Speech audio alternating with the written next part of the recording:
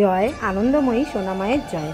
তোমরা দেখতেই পাচ্ছ সোনামা কী শাড়ি পরেছিল, একদম 12 হাত শাড়ি পরেছিল। আজকে সোনামাকে স্নান দেবো, আজ হচ্ছে মঙ্গলবার। তো দেখো সোনামাকে একদম সুন্দর করে নামিয়ে নিয়েছি, হাতে ঘি মধু নিয়ে সুন্দর করে মাকে মাখিয়ে দিলাম। মাখানোর পরে তোমরা তো জানো মায়ের জন্য একটা তেল থাকে, গন্ধ তেল, মাথায় লাগিয়ে দিলাম। দেওয়ার পরে আজকের আর দুধ দিলাম না, আজকের হচ্ছে অগুরু, গোলাপ জল, গঙ্গা জল, ফুল দিয়ে মাকে স্নান দিলাম। স্নান দেওয়ার পরে সুন্দর করে মাকে তোমরা তো জানোই শুকনো করে একদম মুছিয়ে নিতে হয়। মোছাবার পরে মাকে আজকের একদম সবুজ শাড়ি পরিয়ে দিলাম, আমার সবুজ রানী। তো চলো, সবুজ রানীকে তো ভীষণ সুন্দর লাগছে।